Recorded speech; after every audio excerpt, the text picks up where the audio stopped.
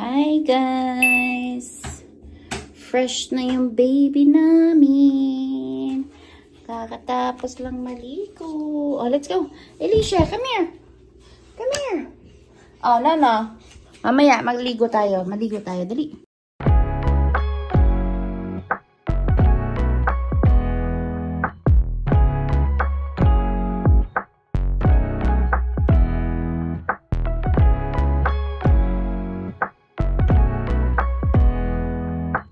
So, natanggal na yung umbilical cord niyan kasi yan na. Hahanapin ko yung kay Alicia tsaka kay Kuya para ikabit ko sila. So, yan. Ito yung mga umbilical cord nila kay Kuya, kay Joaquin at tsaka kay Alicia. Kami lang ba na ang naniniwala sa ganun?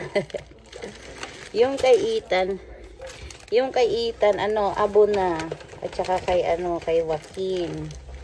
Kay Alicia, buo pa. Tapos ito, ilalagay ko na yung kay Pio. Ayan. Kasi yung mga puso din namin nung bata kami, pinagdidikitin ng mama ko. Ayan. Ako yung nagtago ng mga puso.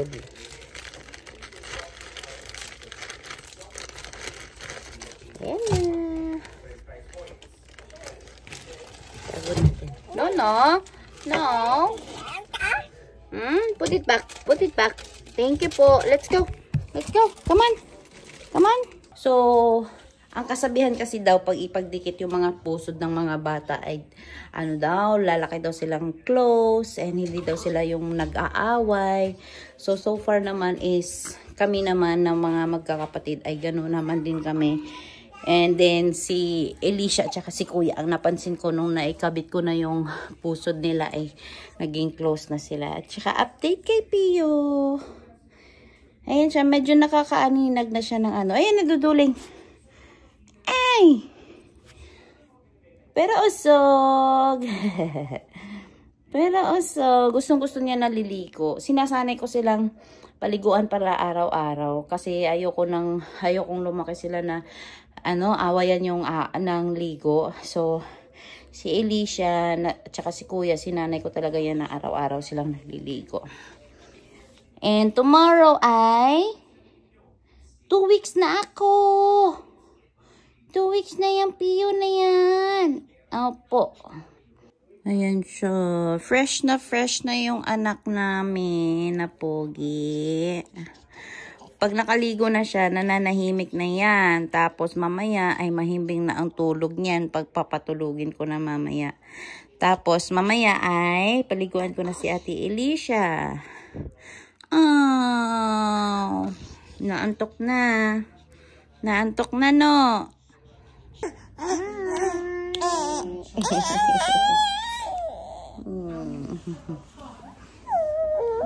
So, yun na nga guys, no? So, na ako, na normal delivery ako ng 2 times and 1 C-section itong last ko ngayon. So, sa napansin ko is, alam mo yun, mas mabilis pala talaga ang mas mabilis yung CS para sa akin lang to. So kung sa ibang nanay na naka-experience din ng normal tsaka C-section, kung mas easy sa kanila yung normal, para sa akin lang ito na-experience kasi baka may magagalit na naman na kino-compare ko yung normal. So i-share ko lang sa inyo yung experience ko. Kasi sa panganay ko is 15 hours ako nag-labor.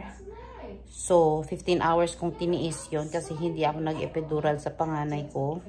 And na-induce din ako nun. And then, ang pinaka-easy ko na pregnancy is itong pangalawa ko, si Alicia. Kasi 4 hours lang ako nag-labor. No epidural. Tapos, lumabas lang siya kaagad. Napakabilis niya. And ito yung pinaka-worst, yung pangatlo kasi 14 hours akong pinalabor. Kasi akala ko magno-normal delivery ako. But then hindi kaya kasi sa sobrang laki ni baby, and then matagal yung ang tawag yun, nag-open yung cervix ko. Matagal hanggang sa namaga na yung cervix ko, yung vaginal ko, yung labasan ng bata namaga na siya kasi sobrang tagal ako nag-labor, and then sobrang tagal din nung open ng cervix ko. Alas 4 na 9 and a half pa yung cervix ko. So, yun. Iyak yung bebe ko. Uy, uy, uy, uy, uy, uy, pogi. Ang pogi. Si pogi, no? Ha? Pogi ikaw? Yan, sobrang lamig, guys. Tingnan mo yung paligid. Na-miss ko na yung summer. Si daddy ay sinundo na si kuya. So, siya lang yung sumundo. Kasi ayoko lumabas.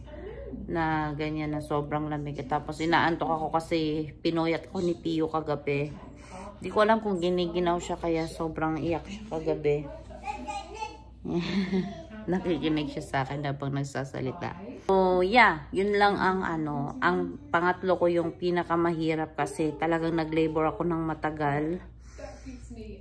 From 3 a.m. hanggang 4 a.m. ay 4 p.m. So, dun pa lang sila nag-decide na i-CS ako kasi tumaas na yung blood pressure ko.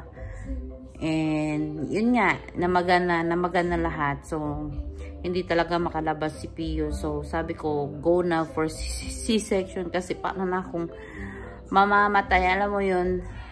Pero nung mga 12 p.m., doon ako nag-decide na magpa-epidural. So, pinuntahan ako ng anesthesiologist para tusukan ako ng epidural sa likod. Tapos, yeah, parang double kill ako nung nanganak ako nitong pangatlo kasi nung na-CS ako, kakaibang anesthesia na naman yung nilagay nila sa likod ko. Yung anesthesia niya, yung simula pa ako hanggang aakit siya, hanggang naramdaman ko siya hanggang balikat eh. Yun yung pinaka malala na naramdaman ko. First time kong nakaramdam. Kasi yung epidural na tinusok nila sa akin nung nasa labor room pa ako is hindi ganun yung effect. Yung nararamdaman ko pa din yung sakit, but unti-unti siyang nawawala lang ng mga ilang hours. So, para sa akin, mas okay talaga pala pag CS. Kasi, alam mo yun, hihilata ka na lang doon, hihiga ka na lang, tapos tutusukan ka na lang nila. And sa injection naman sa likod is hindi ako ganun nasaktan kasi mas nararamdaman ko yung sakit ng labor ko. As in, sobrang sakit na talaga. So, yun lang guys. Pero dito kasi sa Canada, ang napansin ko lang is kung normal delivery ka na sa first or second baby mo is pinipili talaga nilang magdo-normal delivery ka whole pregnancy, maliban na lang kung ganun nga na may mga complications na gaya nung nangyari sa akin, hindi bumababa yung blood pressure ko. So, yun lang ang kaibahan.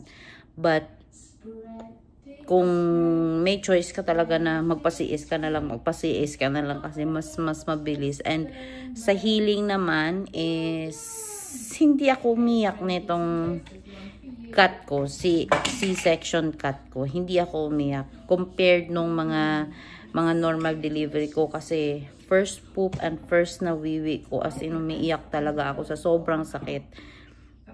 As in masakit. Masakit talaga. Though mabilis ang healing nung normal delivery kasi 1 week lang or 2 weeks lang is okay ka na talaga. But sa sakit is mas masakit. Mas masakit para sa akin yung normal delivery. Para sa akin lang ha. Kasi baka mababash na naman ako. So yun lang guys. Sa ang kaibahan lang naman talaga is ang normal delivery is magtitiis ka ng labor.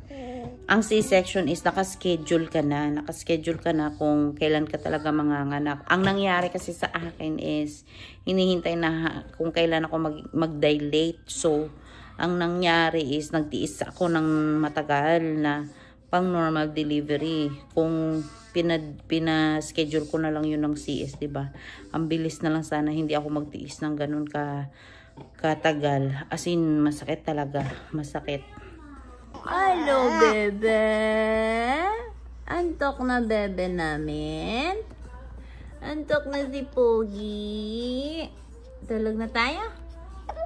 Tulog na tayo. Oh. Cute, cute eh. Cute, cute.